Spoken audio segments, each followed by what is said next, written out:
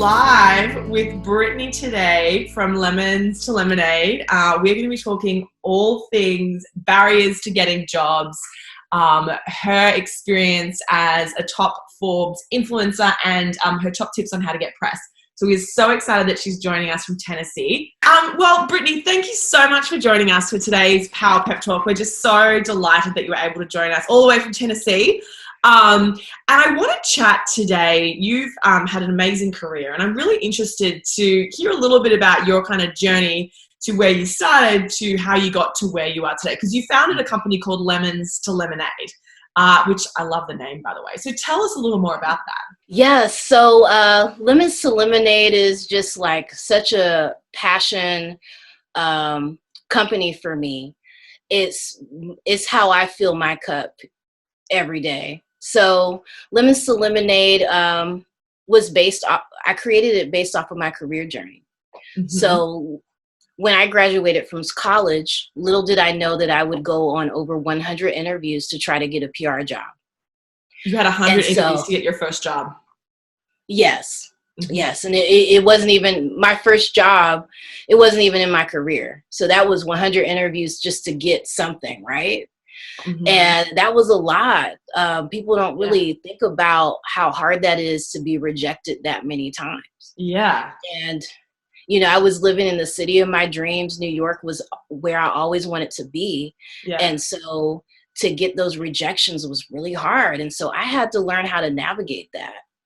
And I carried an embarrassment and a shame around that job search until maybe 4 years later, I decided to share my journey via levo.com. It's but it's also on LinkedIn, my LinkedIn.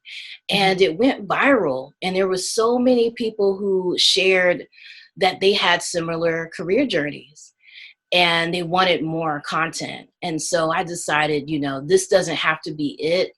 Let's keep creating this career content. Let's keep creating these conversations.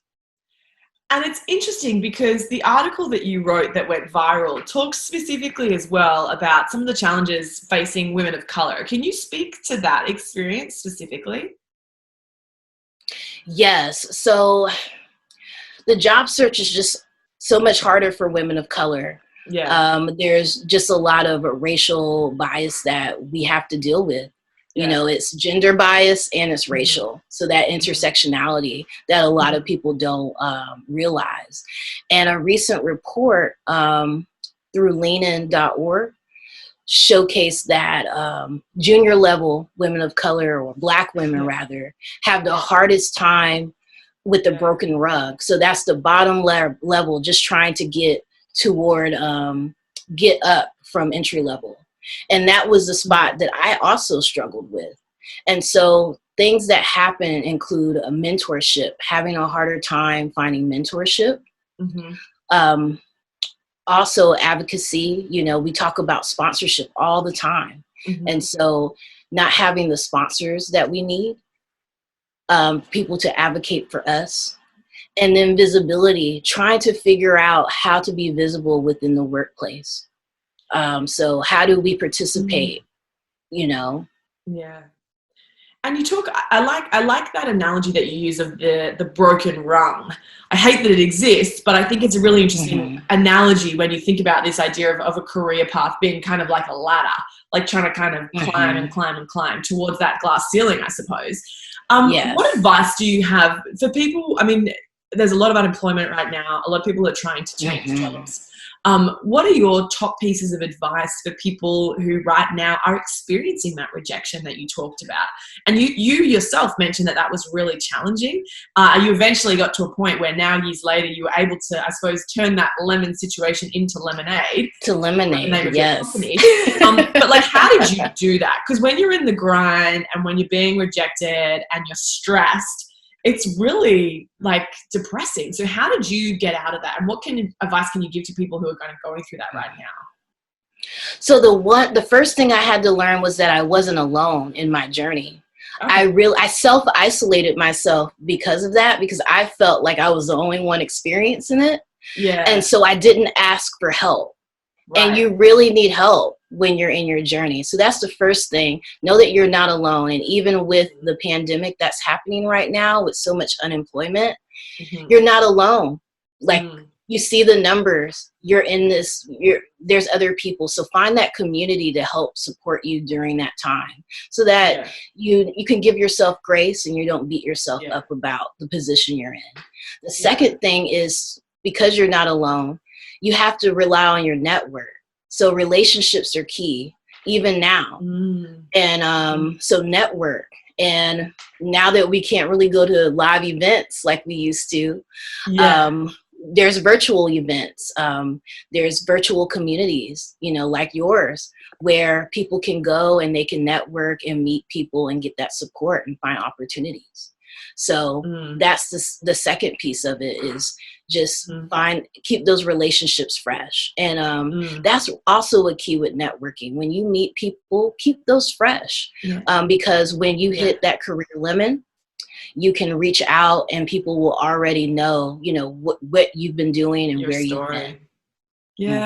I think that's so important, isn't it? And I think a lot of people are struggling with that right now because they're not going to events, they're not talking to colleagues over the water cooler at work or whatever. But there are some great ways that you can build relationships even remotely. Do you have any, I'm just kind of throwing this out there. Do you have any tips for that, by the way? For remote networking? So one thing that I've been doing is I've been doing check-ins. So I do a check-in email and a check-in virtual call. And so I've been reaching people whose numbers I don't have, but they're like business colleagues. Every week I'll send around 5 emails to different people and just check in with them, see how they're doing, give them a brief update on what I've been doing, and ask how I can be of service or help to them during this time. So you do that, and then offer a call. That's part of your, that's a habit that you've built into your remote working. Yes. Cool. I love that. And I love this. I love the concept of being of service is, I know it's important to the work that you do, and I really believe in that concept as well. Someone that I met when I very first moved to New York, she talks about the idea of give, get. So like you're a service, you're kind of giving, you're helping, and maybe eventually you'll get, but it's not that initial contact with the hope of getting to start with. I kind of love that idea, which is similar, it sounds like, to what you're saying in terms of being of service.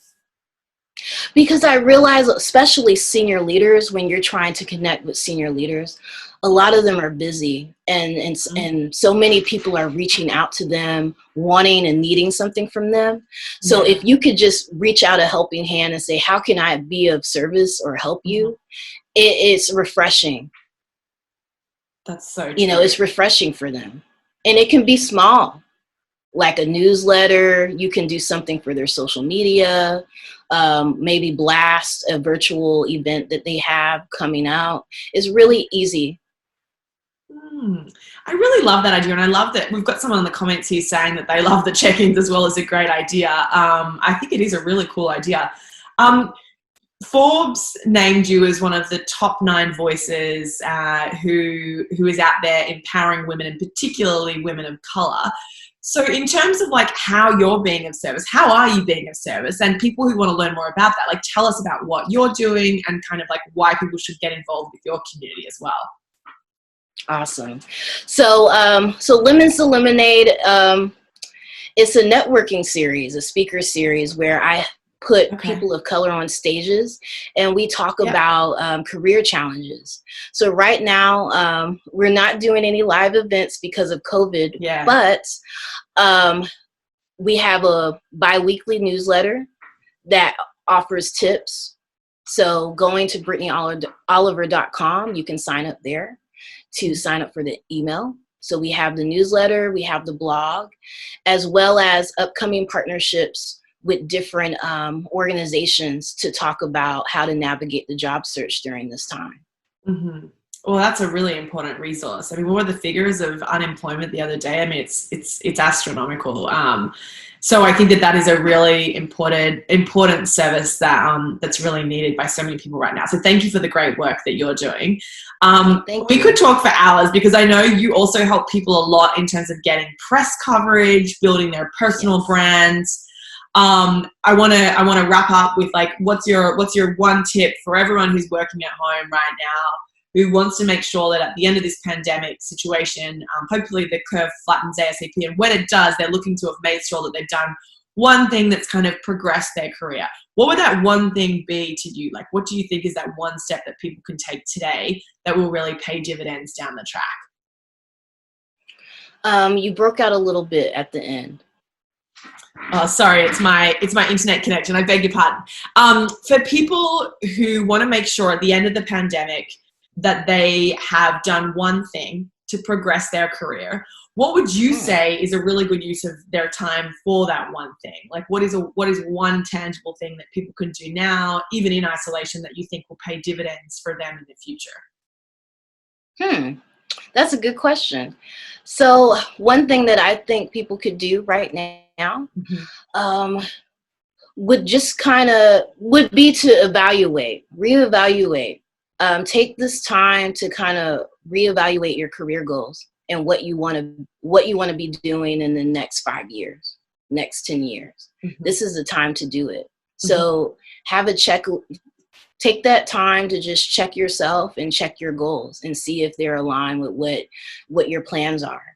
And you can start slowly making that plan to pivot. If you're not where you are right now, where you want to be right now, you can slowly start to make a plan to pivot. I love that. And I'm hoping that the curve does flatten soon so that we can come to one of your Lemons to Lemonade events. I'm so delighted that we were connected. Yeah, and everyone check it out. It's lemons_to_lemonade on Instagram. Check Brittney's work out. It's totally awesome. I love that your philosophy is around finding the silver lining no matter the situation. I think that's a really powerful message all the time, and particularly now. So thank you for the service and the work that you're doing. We're excited to keep in touch, and yeah, hopefully those events will be back and running sooner rather than later. Yes, I really hope so. But if not, we always have Instagram Live, right? Yep. Virtual events. It's all about the Instagram Live and the Zoom Lives. Yeah, exactly. Well, listen, Brittney, thank you so much for joining us on today's Power Pep Talk. D. Ruff loves your work. So do I. We're just delighted that you were able to join us. And, hi, Derek. Yeah, hi, Derek. We will be back next week with the Power Pep Talks, and check Brittney's workout online, Lemons to Lemonade. Thank you so much for joining us.